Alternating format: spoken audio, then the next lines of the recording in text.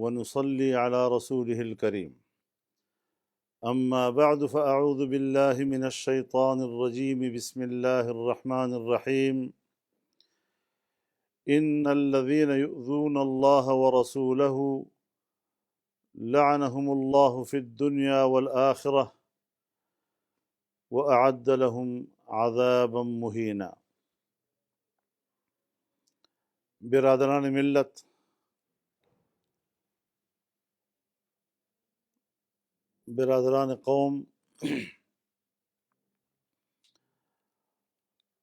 دو عدالتوں سے توہین رسالت کی پاداش میں آسیہ مسیح کو سزائے موت دی گئی تھی، لیکن آج سپریم کورٹ آف پاکستان کے سہ رکنی بینچ نے اسے بری کر دیا ہے۔ یہ فیصلہ پہلے محفوظ کیا گیا اور اس کے بعد انہوں نے پورے ملک میں ممکنہ رد عمل کی بنیاد پر تمام مسلح اداروں کو الرٹ کیا۔ انہیں پورا اندازہ تھا کہ اس فیصلے سے ایک اضطراب پیدا ہوا، اضطراب پیدا ہوگا، اور پھر وہ اضطراب پیدا ہوا۔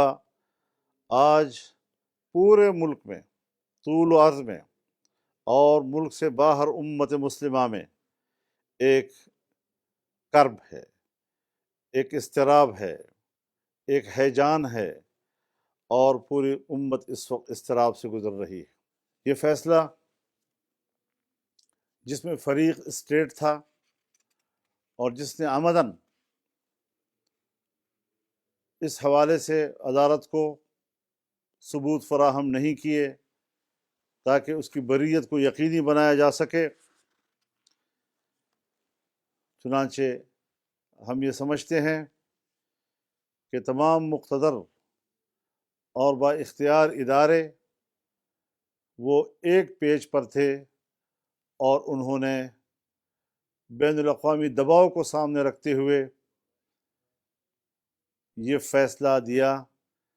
کل اسی بین الاقوامی دباؤ کے تحت ممتاز قادری شہید کو پھانسی دی گئی، اور آج اسی بین الاقوامی دباؤ کے تحت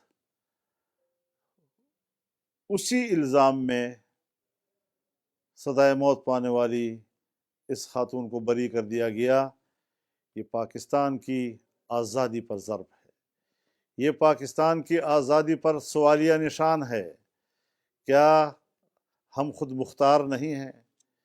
کیا داخلی اقتدار اعلیٰ ہمارے اپنے ہاتھ میں نہیں ہے؟ ہم جب بھی فیصلے دیں گے، فیصلہ چیخ چیخ کر پکارے گا کہ یہ فیصلہ ایک مسلمان کے دل و دماغ کا فیصلہ نہیں ہو سکتا، اس مسلمان کے دل و دماغ پر کوئی باہر کی قوت سوار ہے، اور اس بنیاد پر وہ اس طرح کے فیصلے دے رہے ہیں کہ آپ میدان میں رہیں، آپ سڑکوں پہ رہیں، بازار بند ہو جانے چاہیے، سڑکیں بند ہو جانے چاہیے، مارکیٹیں بند ہو جانی چاہیے۔ احتجاج کر کے پوری دنیا کے سامنے اپنا موقف لائیے اور واضح کیجئے کہ یہ فیصلہ عدالت کا غلامانہ ذہنیت کا فیصلہ ہے، اسے پاکستان کے عوام اور امت مسلمہ قبول و تسلیم کرنے کے لیے تیار نہیں ہے۔ یہ احتجاج ایک جائز احتجاج ہے، یہ قوم کا حق ہے۔ آج ہمارے عدالتوں اور ریاستی اداروں کے انصاف سے ماوراء فیصلوں پر پوری قوم اور امت میں صف ماتم بچھی ہوئی ہے۔ احتجاج ہر سطح پر ہو، ہمگیر ہو اور بھرپور ہو۔ ایک ایسے وقت میں ایک طرف یورپی انسانی حقوق کی عدالت وہ پہلی مرتبہ فیصلہ دے رہی ہے کہ توہین رسالت اظہار رائے کی آزادی کے زمرے میں نہیں آتی، اور کروڑوں مسلمانوں کی دل آزاری کرنا یہ جرم ہے۔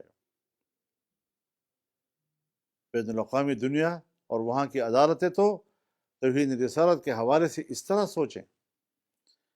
چند دن ہوئے پاکستان کی موجودہ حکومت نے اور حکومتی پارٹی نے سینٹ میں توہین رسالت کے قانون میں ترمیم لانے کی جو مذموم کوشش کی اور جسے ناکام بنایا گیا، ایسے حالات میں ہماری سپریم کورٹ نے ایک ایسا فیصلہ دے دیا کہ جس کی قوم ان سے توقع نہیں رکھ رہی تھی، قوم کو مایوس کیا، قوم کو کرب میں مبتلا کیا، قوم کو اضطراب میں مبتلا کر دیا۔ میں سمجھتا ہوں یہ عقل و شعور سے محروم شخصیات کا ایک غلامانہ ذہنیت کا فیصلہ ہے۔ قوم ان کے ایسے فیصلوں کو تسلیم نہیں کرتی اور ان کو اس طرح کے فیصلوں کی اجازت بھی نہیں دے سکتی کہ وہ امت مسلمہ کے جذبات سے اس طرح کا کھلواڑ کرے۔ مظاہرین قانون کے دائرے میں رہتے ہوئے اپنے احتجاج کا حق بھرپور طور پر استعمال کریں اور امن عامہ کا خیال رکھیں، املاک کو نقصان نہ پہنچائیں، بھرپور طور پر اپنا احتجاج پوری دنیا کے سامنے رکھیں، حکمرانوں کے سامنے رکھیں۔ اور یہ بات واضح ہو گئی کہ اس قسم کے فیصلے جب ملک میں کیے جائیں گے تو پھر حکمرانوں کی نظریات، حکمرانوں کا ایجنڈا، حکمرانوں کے مستقبل کی سوچ کے بارے میں قوم کیا توقع رکھ سکتی ہے۔ اس طریقے سے ہم ایسے فیصلوں کو تسلیم نہیں کر سکتے۔ قوم ایک پیج پر ہے، قوم متحد رہے، اور میں اپیل کروں گا کہ اس وقت فوری طور پر تمام جماعتوں کا اور شخصیات کا ایک پلیٹ فارم پر آنا، یہ شاید حالات اور وقت اس کی اجازت نہ دیں، لیکن میں چونکہ سب سے رابطے میں ہوں اور سب کو اعتماد میں لے کر یہ بات کر رہا ہوں کہ ہر ضلعی سطح پر اور بڑے شہروں میں تمام مکاتب فکر مل کر وہاں کے حالات کے مطابق احتجاج کی حکمت عملی طے کریں اور قوم کی رہنمائی کریں۔ اللہ تعالی ہم سب کا حامی و ناصر ہو، اور رب العزت دین اسلام کی حفاظت اور جناب رسول اللہ صلی اللہ علیہ وسلم کے ناموس کی تحفظ کے لیے امت کو اہلیت، صلاحیت، جرت اور ہمت عطا کرے۔ وآخر دعوانا ان الحمد للہ رب العالمین۔